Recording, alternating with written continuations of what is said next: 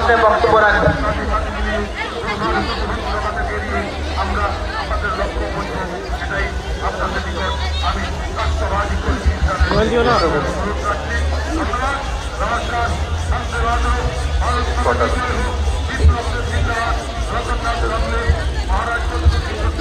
আমার প্রিয় মোহনপুরবাসী, আমি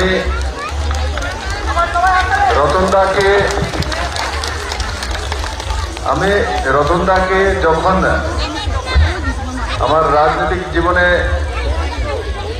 সাথী হিসাবে পেয়েছি, ও পাওয়ার পর থেকে রতনদার সান্নিধ্য এবং ওনার উৎসাহ দুইটাই আমি মুখ্যমন্ত্রী থাকাকালীনও, প্রদেশ সভাপতি থাকাকালীনও, এখন রাজ্যসভার এমপি আছি, আর আজকে আপনাদের প্রার্থী হয়ে দাঁড়িয়েছে লোকসভায়। সবসময় আদরণীয় রতনলাল নাথ মহোদয়ের শুভকামনা, আদর, ভালোবাসা, ইজ্জত আমি পেয়েছি। আর যখনই মোহনপুরে এসেছি, রতনদা যখন এবং রতনদার সমস্ত কার্যকর্তাদের নিয়ে ভারতীয় জনতা পার্টিতে যোগদান করার দিনক্ষণ ঠিক হয়েছিল, তখন এই মোহনপুরে এবং পশ্চিম জেলাতে বৃষ্টি হচ্ছিল। আর সেই বৃষ্টির মধ্যে হাজারো লোক মোহনপুরে ঘর থেকে বেরিয়ে সেদিন ভারতীয় জনতা পার্টিতে যোগদান করেছিল। বন্ধুরা, আমি মোহনপুরবাসীকে করজোড়ে প্রণাম জানাই, আপনাদের প্রতি আমি কৃতজ্ঞতা জানাই যে এত বড় মাত্রায় মহিলারা, এত বড় মাত্রায় নওজওয়ান ছেলেমেয়েরা, এই অঞ্চলে কৃষকরা, এই অঞ্চলে বুজুর্গজনরা বেরিয়ে এসছে। আমি তো রতনদাকে বলছি, কেউ বাড়িতে লোক আছে কিনা সন্দেহ আছে, আমি জিজ্ঞাসা করছি এই লোকগুলি, হ্যাঁ ওরা ঠিক, কারণ আমি জিজ্ঞাসা করি রতনদা বাড়িতে লোক আসেনি, এই লোকগুলি আপনার এরিয়ারই না অন্য জায়গা থেকে আনছেন? না না, দিয়ে ভিতরে আপনারা মন করেন তো, মন করে কে কে হাত তোলো। আচ্ছা, মোহনপুরের বাইরে কে কে আছে হাত তোলো। আরে বুঝে রাখতে হলো, মোহনপুরের বাইরে কে কে আছে তারা হাত তোলো। কেউ নয়। মোহনপুরের বাইরে একজন বলে আমার লোকে যাইছে, হ্যাঁ আছে বলে রাত্রে রাত্রে। সব মোহনপুরের মানুষ, মোহনপুরের মানুষ। আমি মুখ্যমন্ত্রী হিসেবে 4 বছর 2 মাস কাজ করেছি। ভালো খারাপ কি করেছি আপনারাই তার সার্টিফিকেট, ভালো খারাপ যাই করেছি আপনারাই আমার সার্টিফিকেট। আগামী নির্বাচনে আমি মোহনপুরবাসীর কাছে নিবেদন করি যে আপনারা আমার জন্য ভোট চাইবেন, মাননীয় প্রধানমন্ত্রীকে 3য়বারের মতো প্রধানমন্ত্রী বানানোর জন্য। আর আমার জন্য ভোট চাওয়ার জন্য কারোর সঙ্গে উঁচু কথা না বলা, ভালোবাসার সঙ্গে, বিশ্বাসের সঙ্গে বলা যে আপনাদের ছেলে, আপনাদের ভাই বিপ্লব দেব দাঁড়িয়েছে, আপনার কাছ থেকে সে আশীর্বাদ চায়। এখনো যদি কোনো কংগ্রেস কমিউনিস্ট রয়ে গেছে, তার বাড়িতেও যাওয়া।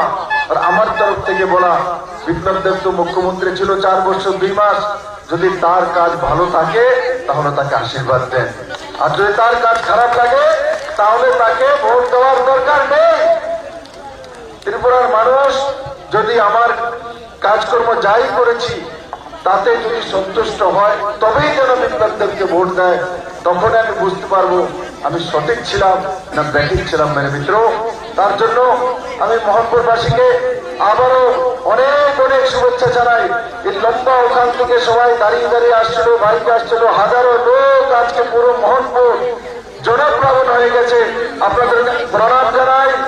আর তার সঙ্গে সঙ্গে একবার আমি বলবো, এবারে নির্বাচনে 19 তারিখ যখন ভোটিং হবে, 19 তারিখ যখন ভোটিং হবে, 19 তারিখ যখন ভোটিং হবে, আমার জন্য কে কে ভোট চাইবে বাড়ি বাড়ি হাত তুলো তো, সব যাবে।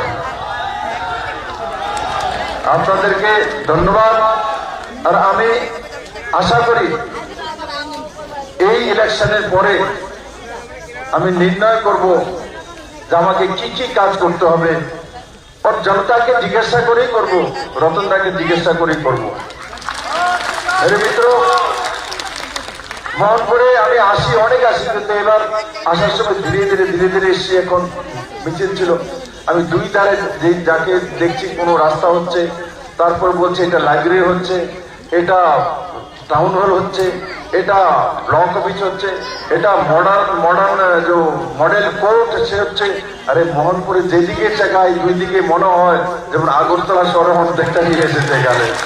তাই বন্ধুরা, আপনারা ভাগ্যবান, রত্নার মতো কর্মঠ এমএলএ পেয়েছেন, কর্মঠ মন্ত্রী পেয়েছেন। আমি আপনাদেরকে আজকে আমার আরো কার্যক্রম আছে, এখানেও সংগঠনের কার্যক্রম আছে, আমি আসবো। আর আমার জন্য আপনারা সবাই মাননীয় প্রধানমন্ত্রী নরেন্দ্র ভাই মোদীর জন্য যাতে সমস্ত ভোট আর 100% ভোটিং করানো, এমন যাতে না হয় বাড়িতে রয়ে গেছে যারাই থাকবে, টিপ্রামাতা, বিজেপি, আইপিএফটি সবাইকে নিয়ে। আজকে সকালে আমার কাছে আইপিএফটি প্রেসিডেন্ট প্রেম কুমার রিয়াং এসেছিল, তার সাথীদেরকে নিয়ে আমাকে বলেছে, দাদা আপনার জন্য সমস্ত আইপিএফটি সব জায়গায় কাজ করবে। মহারাজ প্রদ্যুৎ কিশোর মানিক্য আমার এমনিতে প্রিয় বন্ধুর মধ্যে একজন, দুজনে দুই পার্টি করতাম, কিন্তু আজকে আমি গর্ববোধ করি মহারাজ আমার গলাতে এসে বসে গেছে, মহারাজ আমার গলাতে এসে গেছে। আর মহারাজ প্রদ্যুৎ কিশোর মানিক্য ব্যক্তিগতভাবে আমি ওনাকে চিনি, ব্যক্তিগতভাবে উনি আমাকে আদর সম্মান ওনার পরিবার করে, ওনার বোনও দাঁড়িয়েছে পূর্ব লোকসভাতে। আমি আশা করি আপনারা সবাই মিলে পূর্ব এবং পশ্চিম দুই লোকসভাতে আত্মীয় স্বজন পরিজন যারাই আছে, ভারতীয় জনতা পার্টির দোনো কেন্দ্রে নরেন্দ্র মোদীকে প্রধানমন্ত্রী বানার জন্য সবাইকে নিয়ে ভোটাধিকার প্রয়োগ করা। একবার আমার সঙ্গে বলেন, ভারত মাতা কি, ভারত মাতা কি। এদিকে অনেকে তুলে না, ভাবতে আইসে না।